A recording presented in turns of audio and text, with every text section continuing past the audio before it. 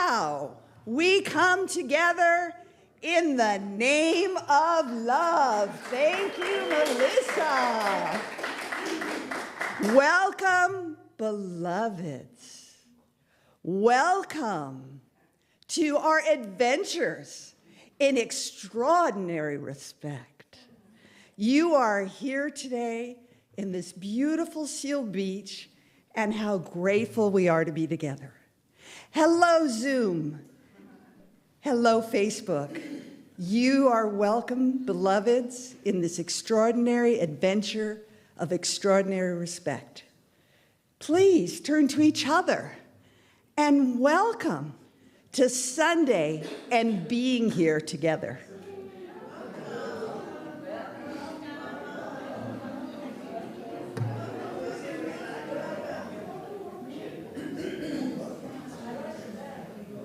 Thank you so much. That was really welcoming.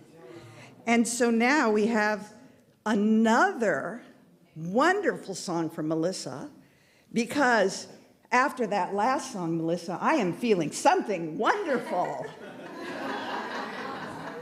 Let's join Melissa.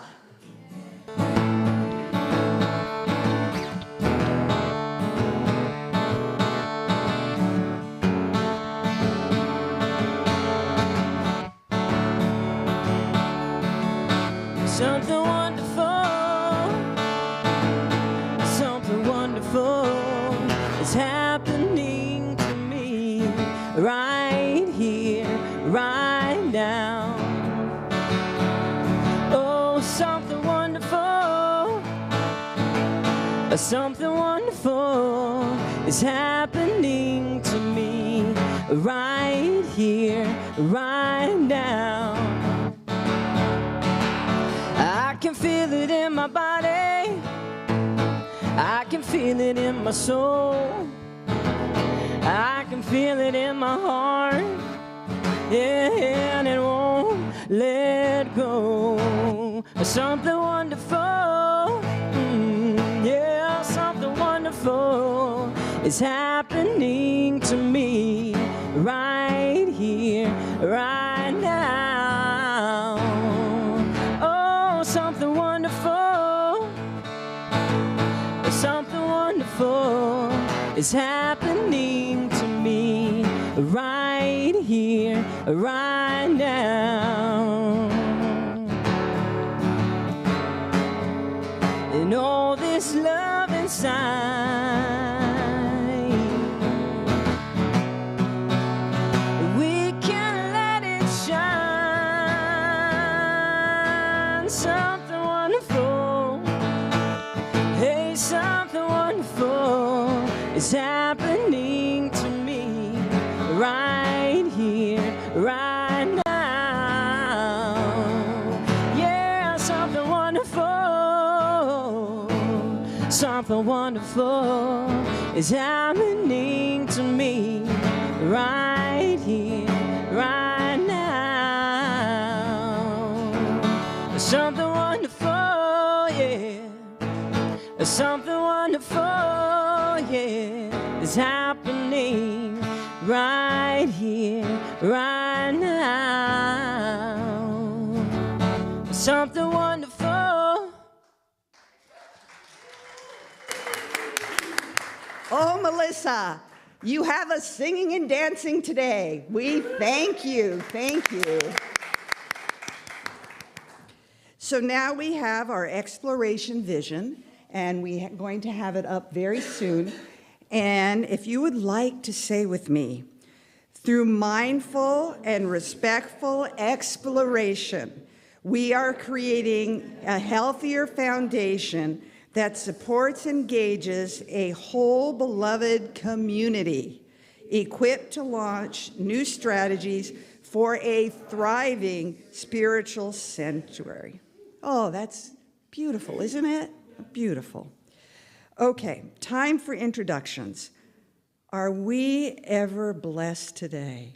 We have Reverend Guy, who did the long drive, and he's spiritual, he's fun, he's well-read, and he's here! Yay! Thank you, Reverend Guy. Melissa Lewis, oh my gosh, you've got us leaping off our feet and just enjoying ourselves. This woman has heartfelt vocals. She's trained, she's an artist and musical, and we're just so grateful to have you, Melissa.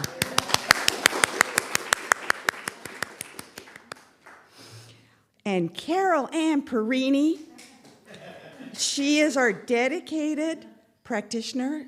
I don't know how many of you know this, but she's also very creative. She's a writer. She's my friend. She's also a co-host on our co-hosting team, and we have her today. Yay, Carol Ann. Marjorie. Marjorie's turn. Oh, one last announcement before Marjorie takes the podium. Please silence your phones so that we can create a more sacred space. Thank you.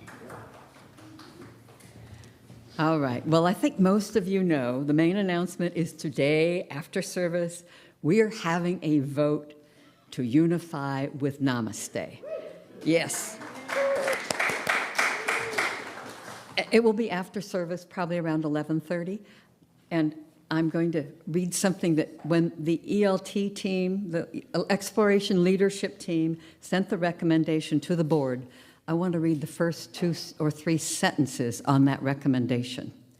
We believe we have been offered a tremendous opportunity to allow the unfolding of a beloved community that is sustainable in structure, thriving at its core, and visionary in its execution of new strategies through the joining of these 2 communities. Equally tremendous, we have been offered a spiritual leader who honors the rich history of our centers, supports us with intention and principle, and who has demonstrated the vision to explore the highest and best for their uniting. And that, to me, just makes my heart sing. And I think we are just given, yes, a very tremendous opportunity. So everyone stay after, and we'll be voting probably around 11:30. Then on the 24th, Eileen is continuing her time to talk because we realize all of this is involving change, and change isn't something that's always real comfortable. So she's providing the 4th Sunday of each month time to just get together and talk about what's going on and how it feels and what's happening and how, whatever you want to talk about. Then we are going to have a new member class, June 25th after service. When we vote, only members can vote. All congregants are welcome. But when we vote something like this vote we have coming up today, only members can vote. And you can get your voting, the voting will be passed out after service, the slip, to the ballot, there we go.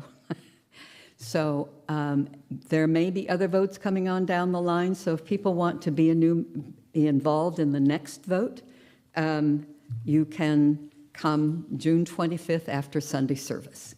So with that, I'm going to now turn this over to Carol Ann because she's going to make the next announcement and then take us over into the practitioner platform.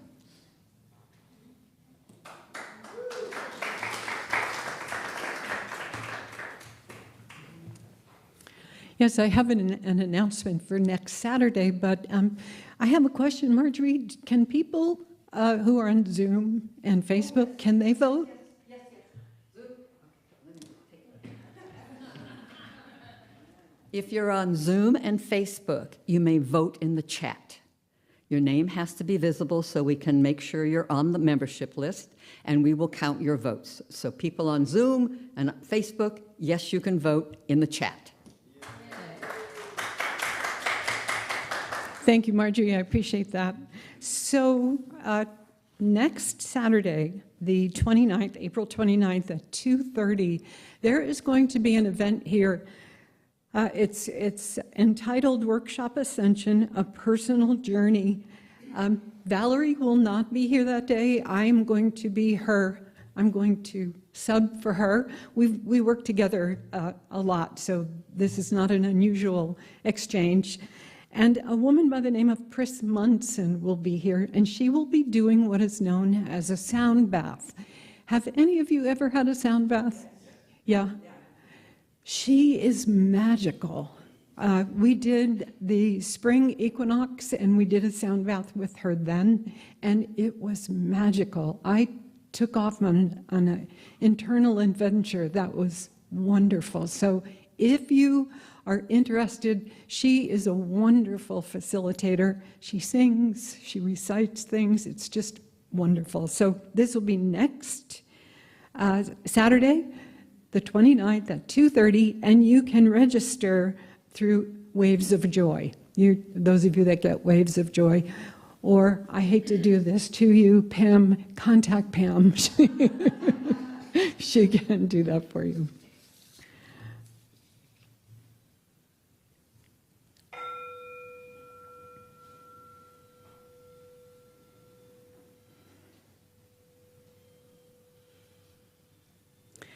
So this month we're talking about vulnerability. Vulnerability. Who here wants to be vulnerable? Just a show of hands, right? And the title is To Be Seen and See. Today's weekly title is to see and be seen. And the first quote I have is from Danielle Bernock. She says, "Children are people, and people need to be seen and heard." So I found this article by a young guy by the name of Joshua Hook. He's a blogger, and he talks about God and relationships and things of that nature. And I wanted to share this with you. It's kind of fun. He says, "I attended a Texas Rangers baseball game the other night with a couple of friends. It was a lot of fun. We had decent seats. It didn't rain, and the Rangers pulled off a victory. I guess that's great for Texas. One thing I noticed during the game was how excited everyone was if they saw themselves on the Jumbotron." Right? You can see people, they're jumping up and down, and they're yelling and waving their arms and kissing each other. They could have been bored and half asleep 1 second before, but once they saw themselves on the Jumbotron, everyone would jump up, wave their hands wildly, and act crazy. Danielle Bernock says, "Paying attention to each other is a form of seeing each other, meeting each other's need to be seen." What better way than to be seen than on a Jumbotron, right? He continues, "I felt it in myself also. I never made it on the Jumbotron during the game, but I wished I could have. There was one time the camera panned our section and I stood up and waved my hands, hoping to get on screen. We're all hoping to be seen. Why is it so fun to be on the big screen?" he says. "I think at some level, each of us has a need to be seen. We want the chance to express our humanity and know beyond a shadow of a doubt that we are important enough to be recognized and acknowledged by others. We are important enough to be acknowledged and recognized by others." Seeking to be seen is seeking to connect. He goes on, "If we were lucky enough to have good enough parents who loved us, we probably received this message from them. Through their words and actions and touch, they noticed us and communicated to us that they liked us and they liked what they saw. They smiled at us and cheered us on from our very first step. Some of us weren't so lucky.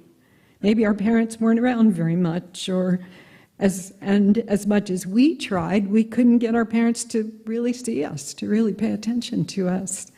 Or maybe they were around, but they had expectations for our lives that we couldn't meet.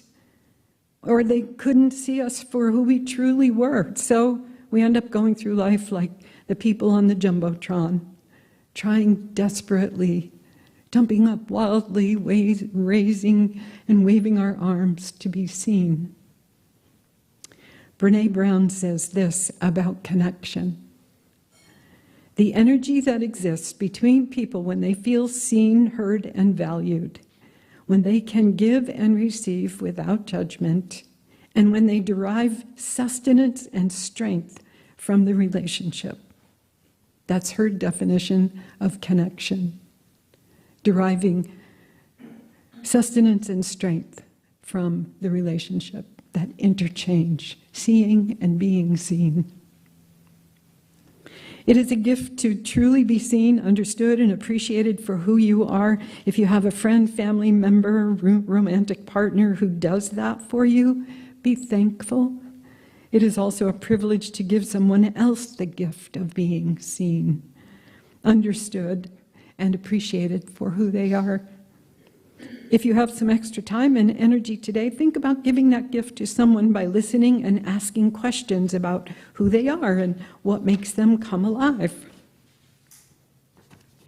So I have a little experiment for you. Would you like to try a little experiment? Yes. I only heard one yes. Okay, so I have asked Lorraine to be a volunteer. Come on up, Lorraine. She's very shy, Lorraine, so come on over, honey. So here's what we're going to do. It's 10 seconds, I promise. It's not long. And if you don't want to do it, don't do it. It's an invitation. It's not a requirement. So turn to someone you know or you don't know or you'd like to know better. Don't do it yet. We're going to demonstrate. Look deeply into their eyes and tell them, I see you, and hold their gaze for 5 seconds. Not yet. Rachel's very anxious. Don't turn away quickly. Just notice how you feel when you say that to the other person, and notice how they respond to you. And then notice how you feel when they say it to you. We're going to demonstrate. Come close to the mic.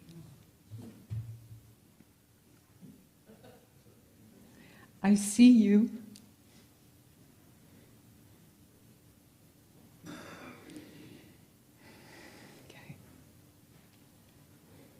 I see you.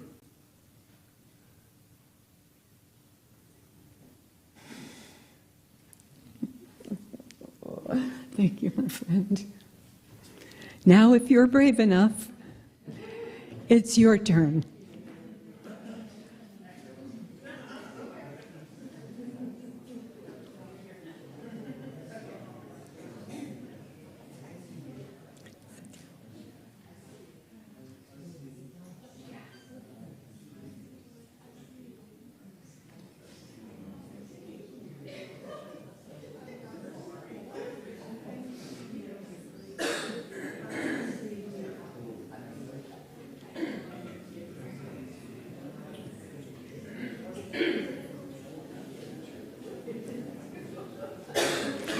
It's so beautiful to watch each of you.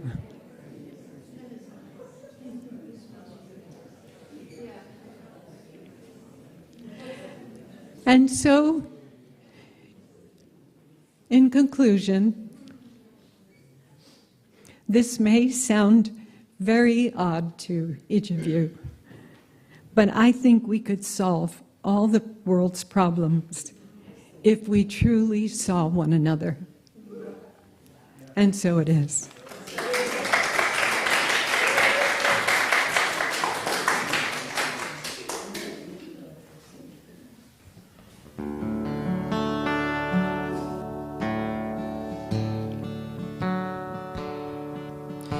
There is a place where you can always go. Come with me. Where it's all right to let your feelings show. Come with me. What a pleasant journey, isn't very far. We could go together or stay right where you are. And now it's time to start. It's right here in your heart. There is a place where you can be yourself. Come with me. And it's a place where you can free yourself. Come with me. And you know it's waiting, not so far away, and need no reservations. We could go today. And now it's time to start. It's right here in your heart. And the light shines through each window, and the door is open wide, and each question has an answer if you only look inside. There is a place where every sorrow ends. Come with me, where every hope and every truth begins. Come with me. What a pleasant journey, isn't very far. We could go together or stay right where you are. Now it's time to start. It's right here in your heart. Now it's time to start. It's right here in your heart.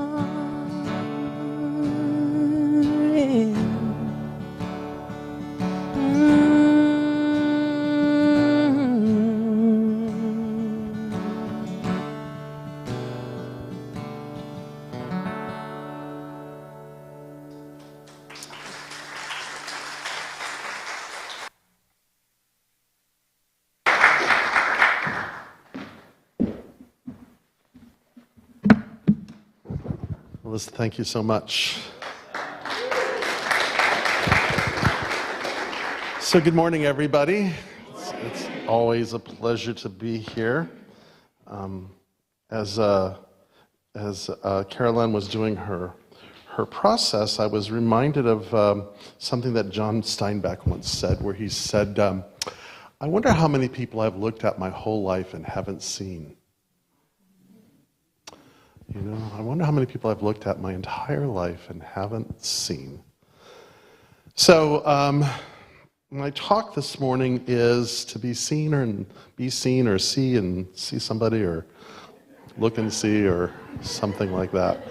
So when I looked at the talk title, what came to me is, what does it mean to live an undefended life? Because that's how we're truly seen.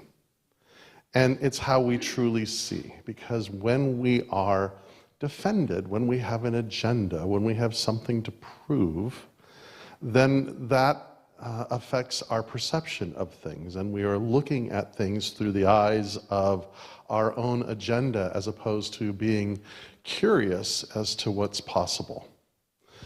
And as Caroline was saying, you know, what would the world be like if we truly saw each other, as opposed to looking at each other with the eyes of extraction? What's in it for me? Which is often just it's that sense of power.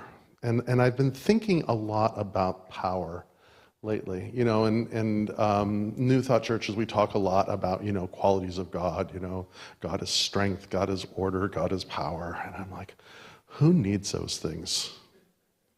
Because really, what God is about is novelty and joy and love and connection. And those other kinds of things, I think, are toxic mimics for breaking through of this illusion that somehow or another we've lost our way, or that we are separate, or whatever the story may be.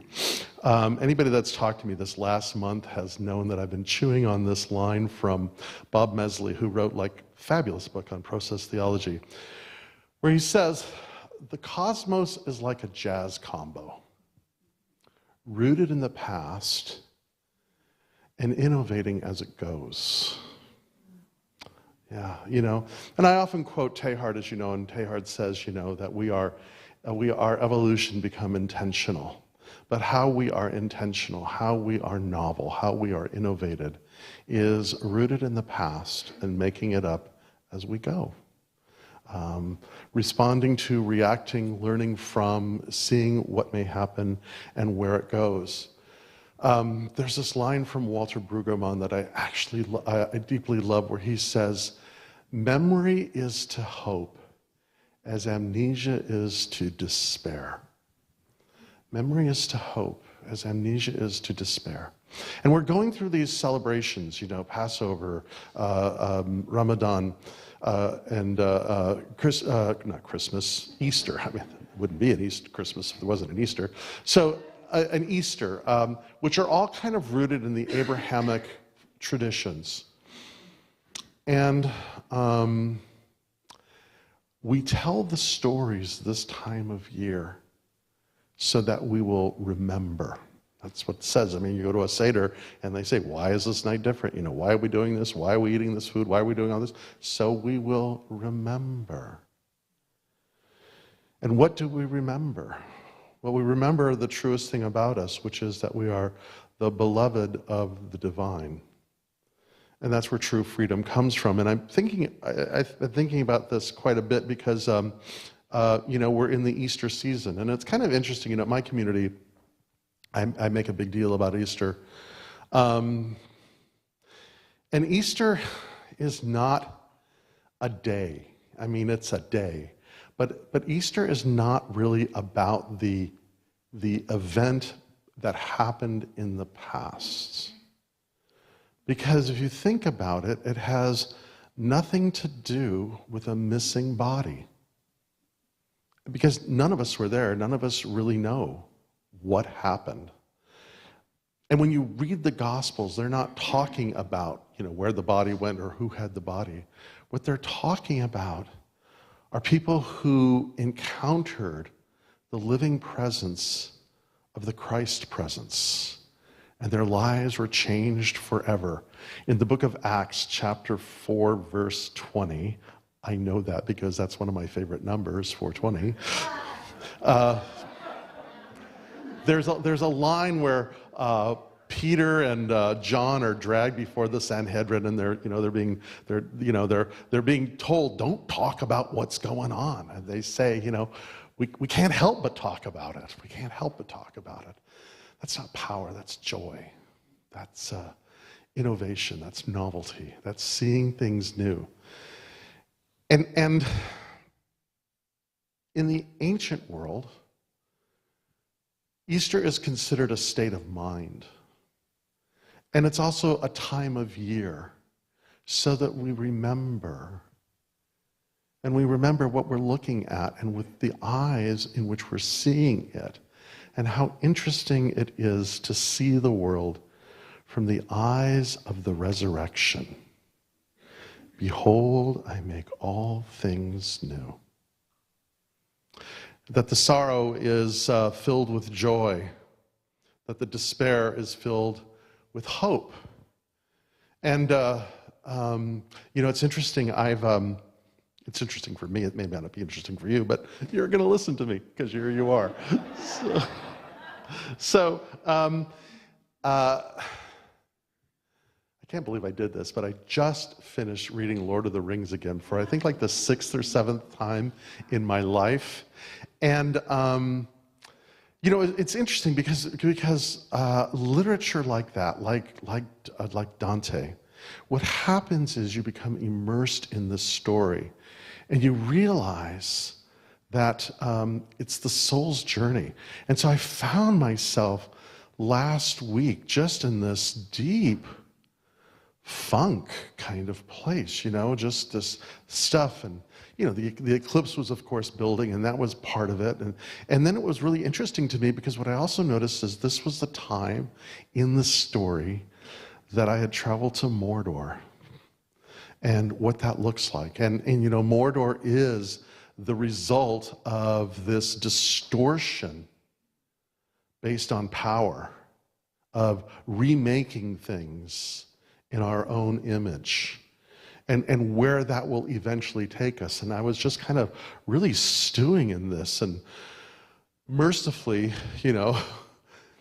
that passed, and the eclipse happened, and then there was this new sense that I was feeling, and then what I came with, that I'm sitting with, is at the end of things, at the beginnings of things. What this eclipse has been saying is that all of us are at the beginning of an end for a new beginning.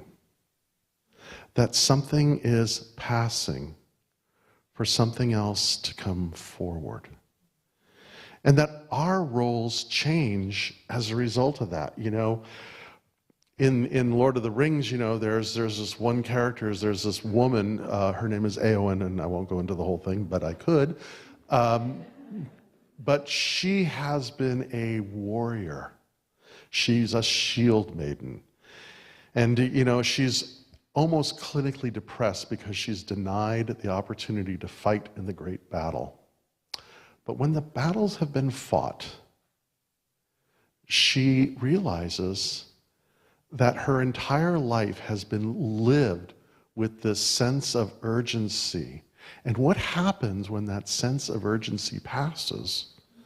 We are given an opportunity to reinvent ourselves, to become a gardener from a warrior.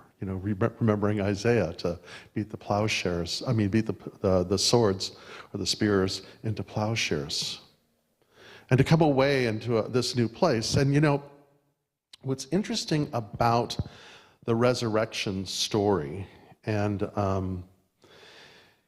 is that the whole story of Jesus is not about personal salvation.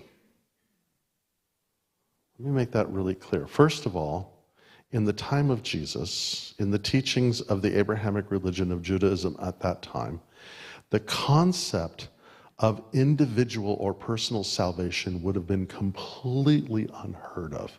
It wasn't in the imagination of these people. And it wasn't really even in the imagination of Jesus himself. The idea of personal salvation was something that was invented to get empire off the hook. Right? Because what we have a tendency to do is normalize things that are hurtful to other living things and then call that normal. So as long as our attention was paid on the individual, we forget what the entire message is about, which is about a new world, a new way of being, a new sense of community, this sense where everything is interconnected to everything else and nothing is separate from it. And that consciousness is the source of well-being, of joy. It's jazz. Thomas Merton says this. He says, there is in all visible things an invisible fecundity, a dimmed light, a meek namelessness, a hidden wholeness. This mysterious unity and integrity is wisdom, the mother of all, natura naturnas. There is in all things an inexhaustible sweetness and purity, a silence that is a fountain of action and of joy. It rises up in a worldless gentleness and flows out to me from the unseen roots of all created being. That is what we're talking about. That hidden wholeness that is within all things. Now, in New Thought, we may call it something else. We may call it the law or, the mind or whatever we want to call it. But it's It's more than that. As Auden says, we play with powers we pretend to understand.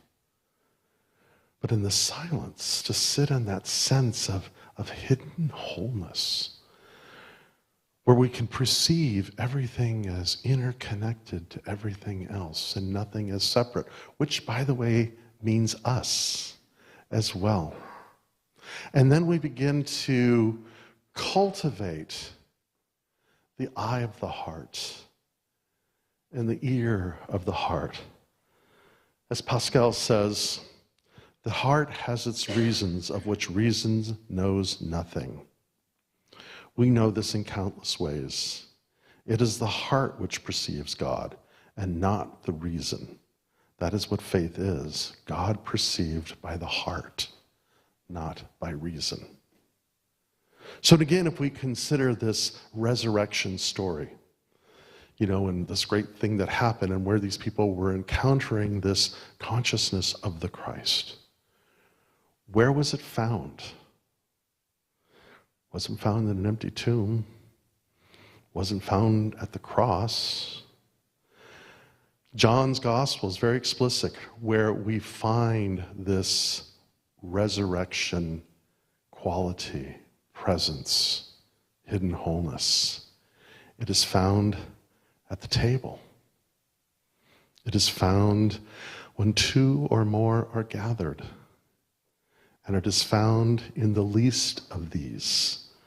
So when we are looking for where the resurrection has happened and where it is occurring and where it is in our own life, we look at the table. That place where all are welcome, where we nourish and tell stories and sing songs and take joy in each other's company.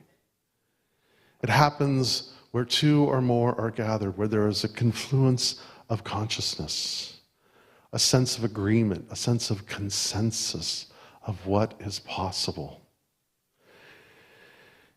And it happens into those that we don't want to look at. The least of these, those that are living at the effect of empire and whatever iteration it is at whatever time, whether it be Rome or Britain or us or you name it or whoever or whatever, it's always the same animal. It's always trying to reshape things. It's always trying to extract. It's always untenable because it is built on taking, not uniting. My teacher used to say, be wary of statues that are built and we only tell half the truth. And that's kind of, I think, what happens when we look at this idea of Jesus being the sense of personal salvation, forgetting that his message was to the least of these into the world. Or Dr. King, Dr. King talks about, the I have a dream. We all know that, right? But what about his Poor People's Campaign? What about his resistance to the war? Thomas Merton the same way, and on and on and on. And all these great heroes, we want to kind of whitewash them. We don't really want to see them.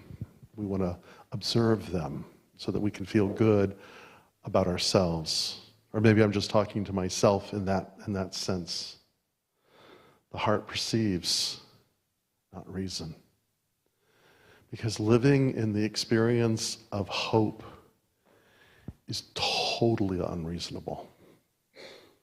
But our heart knows it's true. Abraham Heschel, who is a great Jewish theologian, says, there are two ways of knowing: reason and wonder. And reason is what we do when we take what we've known and rearrange it to solve a problem that we're in at that moment.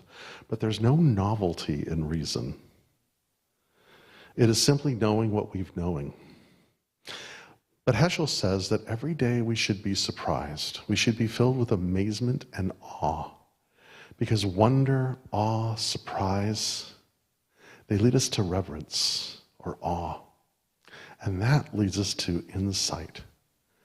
So if we are going to navigate ourselves into this new direction, if we are going to watch the beginning of the end of the new beginning, we do it with that sense that, yes, something is passing. Something is always passing. And passing invites us to grieve so that it can flow through us. There is no change without grief, and there is no grief without change. In other words, we're stuck, and we want to model things in a certain way. And the heart has reasons that reason doesn't know. And so we allow ourselves to move into that experience, to allow something to give way, so that something can come forward. We allow ourselves to grieve so that in time our joy will be fulfilled. And memory is to hope as amnesia is to despair. You know, the great uber myth of all myths, and it's the myth that's found in all religious traditions, and in fact in all stories, and basically in all literature, is the sense that we are lured, we are tempted, we are distractioned, we whatever, and we listen to the song, or we taste the fruit, or we do eat the poppies, as in The Wizard of Oz, or whatever the case may be, and we slip into a sense of amnesia. And when we do, when we forget who we are, then we are in bondage. But remembering who we are, and the most important and truest thing about us is really true freedom. Henri Nouwen says this, he says, self-rejection is the greatest enemy of the spiritual life because it contradicts the sacred voice that calls us the beloved. I know. Chewing that one, is that self-rejection is denying the truest thing about us. It's the greatest danger to the spiritual life because it's contradicting that voice in the heart that says, you are the beloved, that you are loved. And because you are loved, you are free. And because you are free, you may fully express who you have come to be, and the world is waiting for that. I've been in New Thought a long, long time, and I sometimes think that that we get distracted, that we fall into a sense of amnesia, and we forget how powerful we are, because we get stuck on things like princes or princesses and parking places and palaces and look what I can do, as opposed to look what God creates, as opposed to who is at the table, where two or more are gathered, where are the least of these, and in a sense that hidden wholeness. Because, the history of New Thought, as it's continued to evolve, and by necessity in many ways, if you think about the mid-19th century when New Thought, as we understand it, and yet the teaching itself is ancient and goes further and further and further back than that what was articulated by the early founders of New Thought. But, it was all about healing. And it was about healing because medicine was frightening. And then the rise of the robber barons, and it was all about prosperity and the prosperity gospel.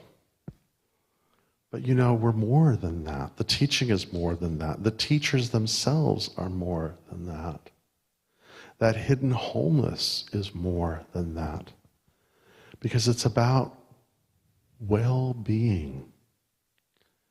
It's about joy. It's about connection. And when we have those things, then something powerful and wonderful and amazing begins to happen. And there is a tradition in the ancient world, it's still alive today, and I was reminded of this when Melissa was singing, come with me, come and see. Because if you think about the stories of the Buddha, or if you think about the stories of Jesus, there's a really interesting parallel between both of them. People come up to the disciples and say, what's with you people? Man, you guys just seem to be on top of it for some reason when everything else just seems not to be working. And the answer is the same. Come with me, come and see. Come with me, come and see. What is possible in a community of people who live from the consciousness of resurrection. But in all these communities, there's a very interesting thing that usually gets written up one way or the other, and that is that the disciples ask the teacher, how do you pray? Because, you know, how we pray is everything. And the mystical teachings are encoded in the prayer. And so the disciples asked Jesus one time, how do you pray? And he offered this, and let me just kind of muse it with you for a while. So he starts with our Father. Well, we know that it's not really a father, because if you look at the Hebrew Bible and the Christian Bible, there's all kinds of names for God. God is a hen. God is a mother. God is a father. God is a rock. God is a mountain. God is a breast, you know, and on and on and on and on. But what Jesus is saying is that God is like a loving parent, meaning that its attention is on us, not you, us, our father, mother, beyond that, our way to this presence which is unrelenting love that lives in the consciousness of well-being. Your name is Kadosh, it's holy. Holy means it's whole, it's complete, it is lacking nothing. Your commonwealth, may it come down here. It's not about dying and going to heaven, but about bringing heaven to earth. And let me be a part of it. Give us what we need this day. It's ours for the asking and the taking. And forgive us our debts as we forgive those whom we perceive to be in debt to us. Because debt on both sides, the giving and the receiving, is bondage. And never let us forget, but let us always remember and guide our path away from forgetting, but from remembering and living in the beloved community with the consciousness that the Master lives. It lives when we are seated at the table, when we are together in community, and when we see the least of these. Thank you for your kind attention.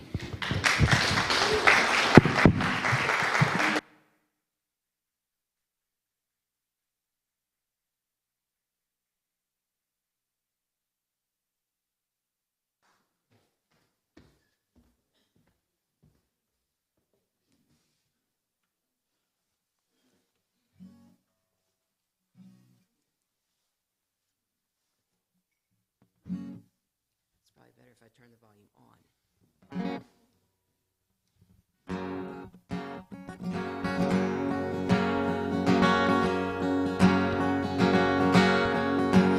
Well, the rent is cheap and the ceilings droop, and I can tell it don't look like much to you, but that's okay.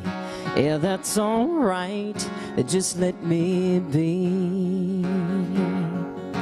And no, I never felt right in a business suit, and I know how that would have worked for you, but that's okay. Yeah, that's alright. Just let me be. I wanna chase what whim I've got, don't wanna tie myself in knots around your backup plans, 'cause that's not who I am. Let me trip on my own 2 feet, brush off my own skin knees, ask my own heart for help. I've gotta let myself learn from my own mistakes, drive some without the brakes, find some of my own dreams. just let me be.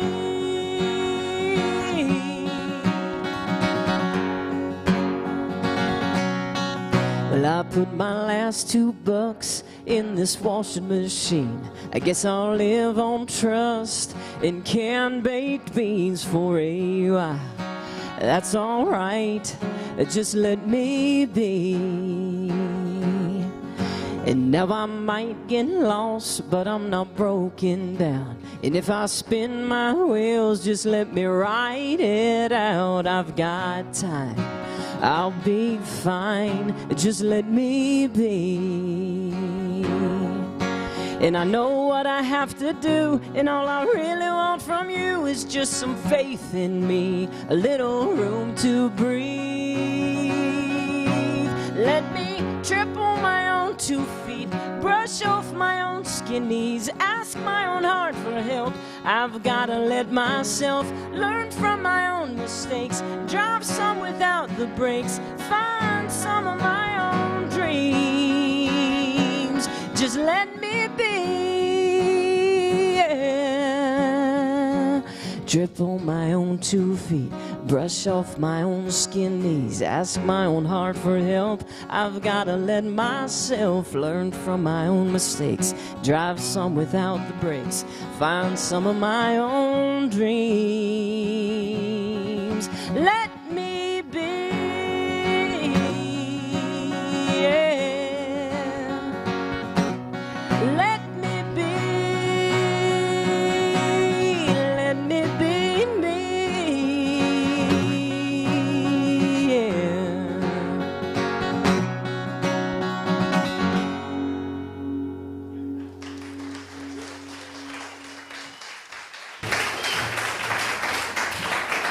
Thank you, Melissa. Fabulous day with Melissa Lewis in Seal Beach. Thank you, Reverend Guy. Another great day. And Carol Ann, seeing and being the experiment that worked. And as Reverend Guy says, we need to remember and not have amnesia. So put your hand on your heart right now, beloveds of the divine, all of you, and feel the love, feel the joy, feel the connection. Ah, how good it is. And we're going right in our donation. And think of your donation and your giving to the center as your spiritual retirement plan, the best place to be, and a family living lifestyle as a place to be. Give with joy, give with abundance, and receive with abundance. And there are so many ways to do that.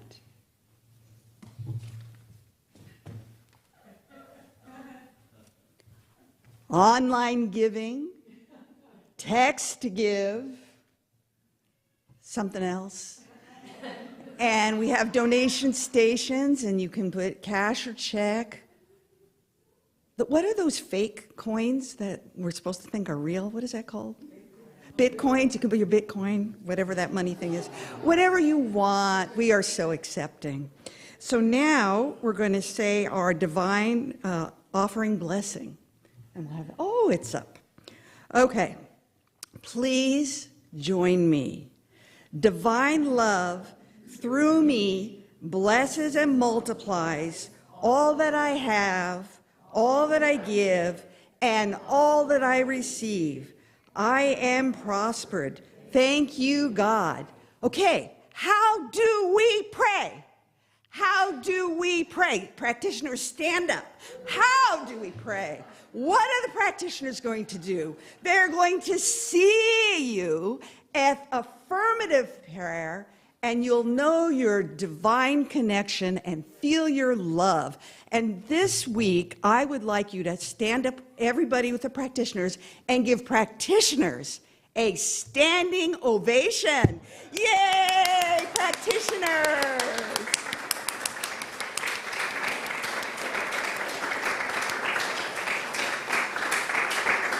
Thank you so much. We have so many wonderful experiments going on today. And are children available? There's children are here? Really? Are you seeing children? Where's Melissa? Hi, honey. You were hiding. Things are hiding today. So would you like to play children's music? Absolutely. Thank you so much.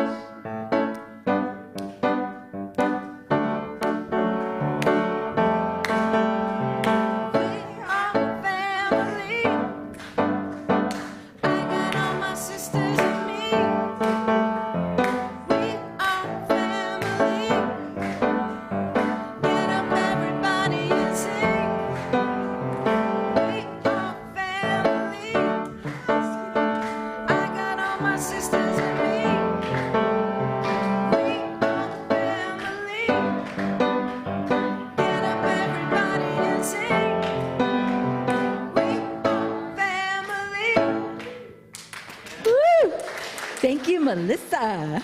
Yeah. Good morning, everyone. We're still missing part of our crowd. They're making their way over. We were very busy today, and it may look like we have a small group up here today, but Mackenzie Claire Jones, how many kids did it feel like we had today? 12. That's the beauty of children is sometimes one child has the energy of at least like 5 and Ingrid, do you want to tell them how many people came to your birthday party? Just that one number? No? Okay. Can I tell them? Okay. Ingrid had a birthday party 2 weeks ago, and she had, well, first she thought she had about 500 people at her birthday party. Yeah, it was pretty big. But then she remembered a couple other people that came, and so she had 700. Okay? No, but wait. Anna and Elsa, I don't know if you guys all know who that is from Frozen. They came, it went all the way up to 900. And that's the way it's done. That's the way we expand. That's the way we expand things. So, yeah, that's the way she does it. So today we listened to a story about a little girl who she got made fun of, and she ended up. What happened, Mackenzie? Do you remember? There was a lot. We listened to a story. Okay, it was really, really good. It taught us lots of valuable lessons, and then we made these wonderful buttons. This one says, "Love is the answer," and we made buttons for ourselves. You made one for your. Well, we're not talking today. Okay.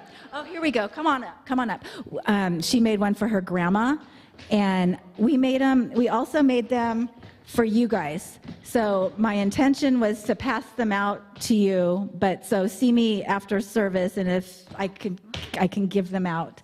And okay.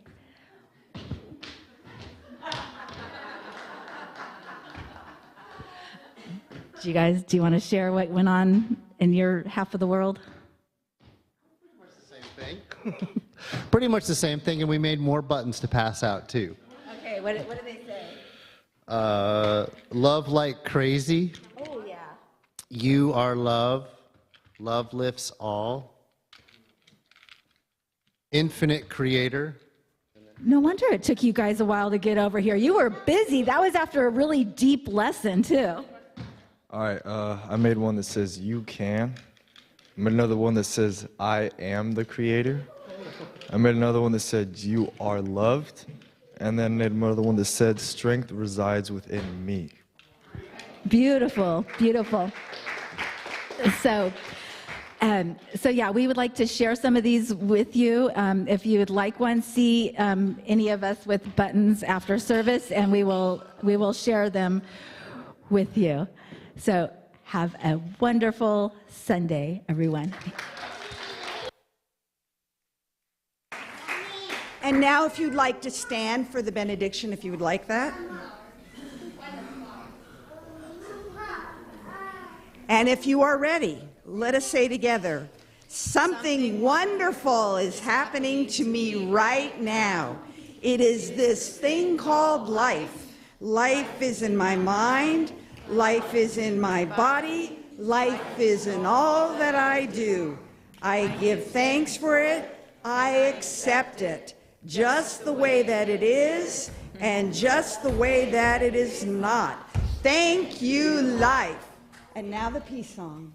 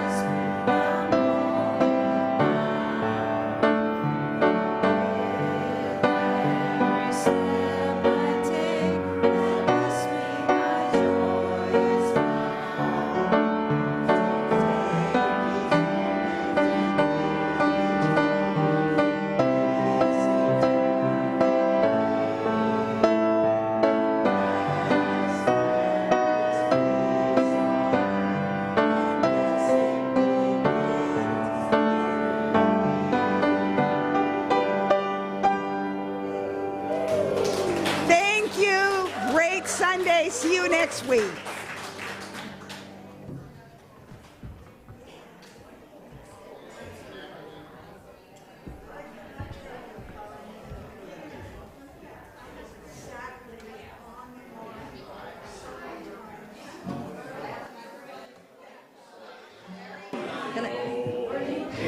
Don't forget, we have our special meeting at 11:30 right here after service. We come together, we come together, we come together. In the name of love, we come together, we come together, we come together. In the name of love. Now look at the person next to you. Say, I recognize the God in you. Feel the love in the sanctuary. Lift your voice and repeat after me. We come together, we come together, we come together in the name of love. We come together, we come together, we come together in the name of love. From every walk of life, every creed and color, in kinship we unite, in honor of God of the Father.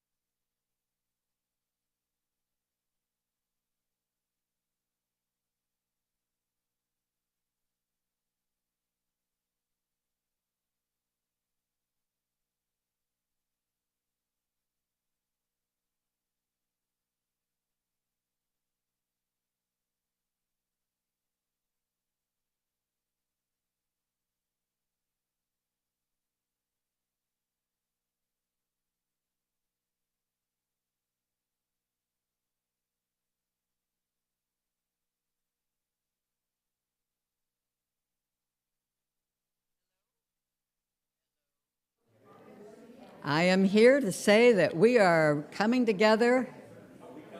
Let's come together. Let's come together. Let's come together. Let's come together in the name of love. Right over here.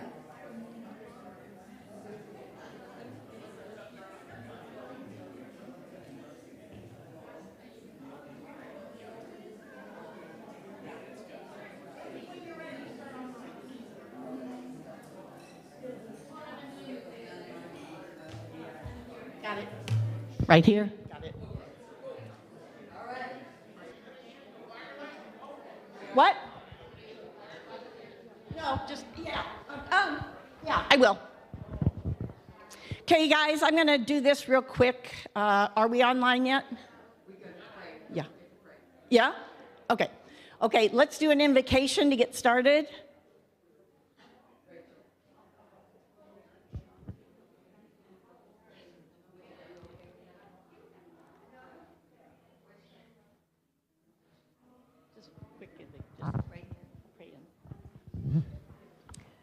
So, thank you for being part of this gathering. This is a momentous time. So I invite you to just, if you like, close your eyes, get relaxed. Know that you're already supported, not just by the chair, not just with your feet. Know that each of us, are standing on the shoulders of that spirit that gives us life eternally. Not just in this body, before, after, whatever you prefer to believe or to know. This is one power, one breath, one loving, loving heart that surrounds each of our beings. And from this place of centeredness, we know that all that we need to do and to be is unfolding effortlessly and gracefully in front of us. As we come together for this momentous vote, we know that divine right action is surrounding it all, in beauty, in joy, in peace, in harmony, in alignment and balance. This is our next indicated step, and we take it joyfully and with trust. So in that spirit of harmony and alignment, knowing that the best unfolds perfectly and gracefully, I now pronounce this good and very good. And I ask you to say with me, and so it is. And so we are gathered here for a special meeting as we are completing the exploration, and we are looking for affirmation to begin our transition. So I'm going to turn this meeting over to Pam with a clicker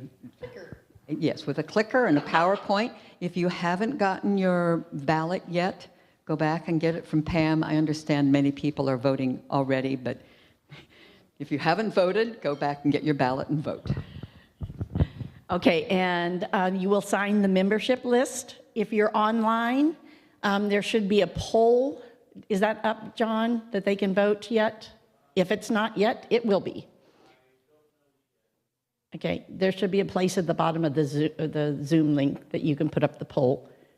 If for some reason that is not working, you can text me at 562-243-7678, and your vote will be counted.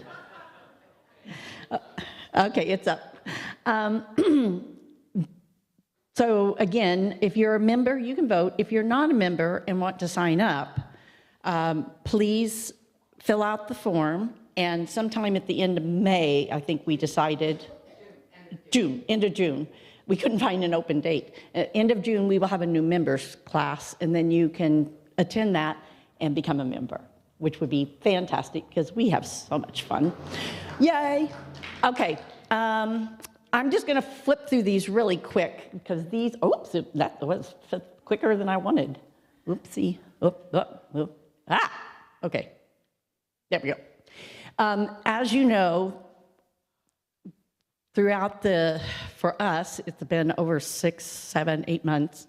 We've been working very diligently using our vision as the main thing that we're thinking about, and that is through mindful and respectful exploration, we are creating a healthier foundation that supports and engages a whole beloved community equipped to launch new strategies for a thriving spiritual center. That doesn't mean that the old strategies didn't work. It just means it's time for something new. And we all do that. We need new outfits every once in a while. So we did it through using the CARE model. As most of you know, in fact, many of you are on it, there were over 40 people from both Seal Beach and Namaste that have been working together in 8 different groups. There's been a leadership team, there's been finance, there's been facilities and assets, there's been a governance, cultural integration, cultural diversity, fundraising, income diversification, actually, because we're looking at a lot of different things. What am I missing? Operations. Operations. That would be a good one. And yeah, admin operations. Okay, I think that's it. But sorry. Anybody else on another team that I missed? Okay. So unifying is not the end line. In fact, it's just the beginning.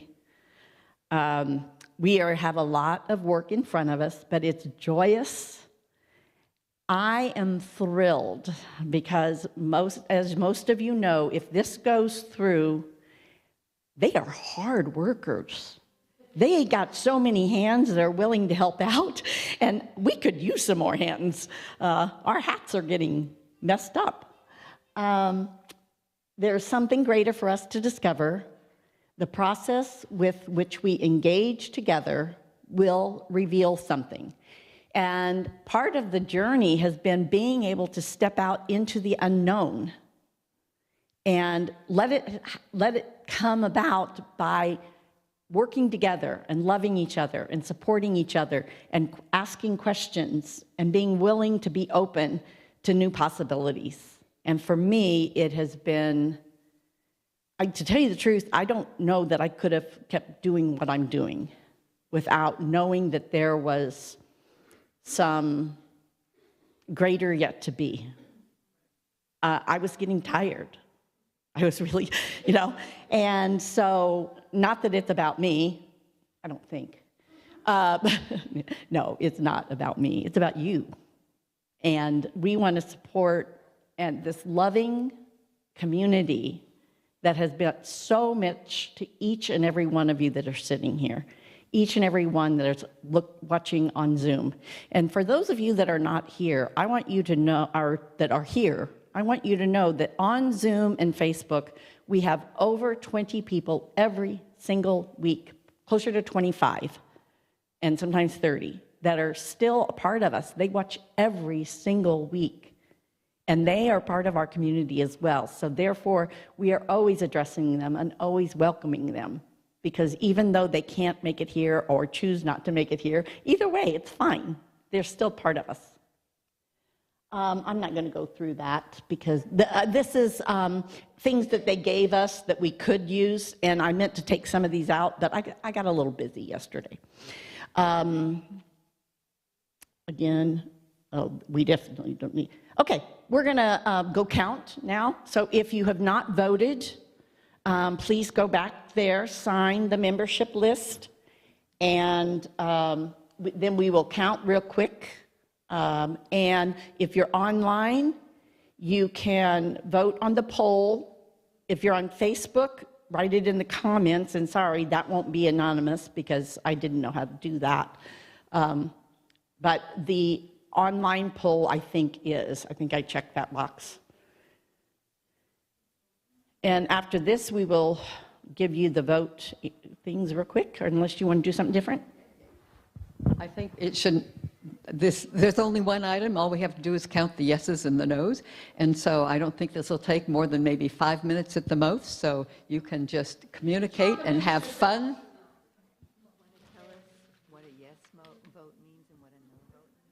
Well, a yes vote means that we are going to unify with Namaste, with Reverend Bobby Becker as our spiritual leader through the transition and into the next unifying person, unified entity. It's very clear on the actual ballot. And we will not close this meeting until we give out the results. So just hang in there for 5 minutes, visit with your people. Or do you want to go? I'll go talk. You want me to sing? No, well, I can talk and you go vote. You want to? I could dance. You talk, we'll count it. Okay, she told me to talk and you can, no, I would rather you talk amongst yourself. I really did not prepare a song. Or Carly could play for us. You want to come play music? Carly's going to come play music. Yay. Sorry we don't have our baby grand anymore. Yay. Do you know that, actually, I want Carly to tell you her family. My grandmother and my mother were members, and Dodie Darenforth was the minister here. And I was here when we got the Bernstein dressing place, and we were so excited. Bernstein dressing was pretty good, but this was much better. So if you don't know what she's talking about, this used to be a Bernstein dressing facility. It was a manufacturing or canning or something. And then Roger Teal was riding by on his bike one day, knew that the people in Leisure World were looking for something, place to meet, and they bought the building and then turned it into, well, it's been through several names, but now it's a Center for Spiritual Living in Seal Beach.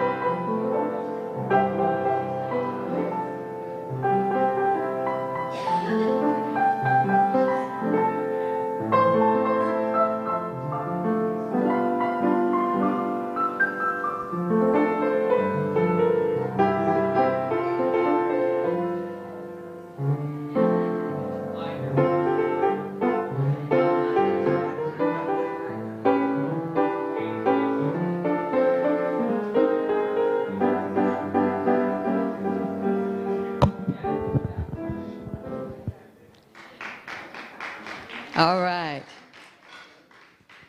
You are magnificent, my lady. I love you. We had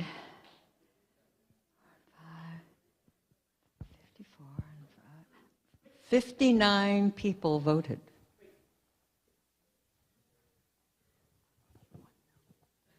Okay, we got it. Yep, we got it. So we had 54 yeses and 5 noes. And I want to say that I honor the noes, and that's why we did it this way, because I honor those people as well. And my hope is they will come and see what happens and perhaps stay. And if they don't, that's okay too, because we are each on our own path, and each of our paths is divine, and I trust divine right order. But obviously, the overwhelming vote, 54 out of 59 votes, is, I think, just amazing. And so, yes, we are now in the beginning of our transitioning into a unified entity that's built to strive and love and expand. And so I thank you.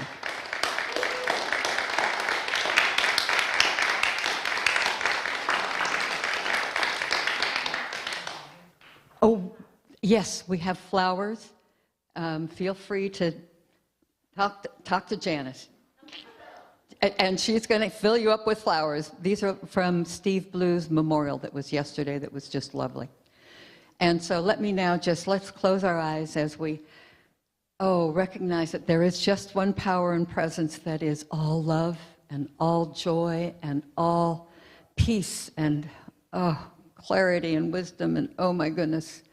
And this meeting has been an outpicturing of that. And I am knowing that our center is on its perfect divine path and that we are now officially launched. And I know that God is here to support us in, through, and as each one of us, because it's going to take all of us to make this happen.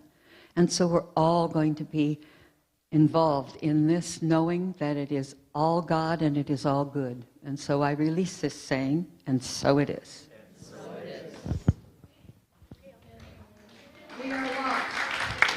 We are launched. Unlike the last rocket ship. Thanks, Marjorie. Gotta change the batteries for the next group.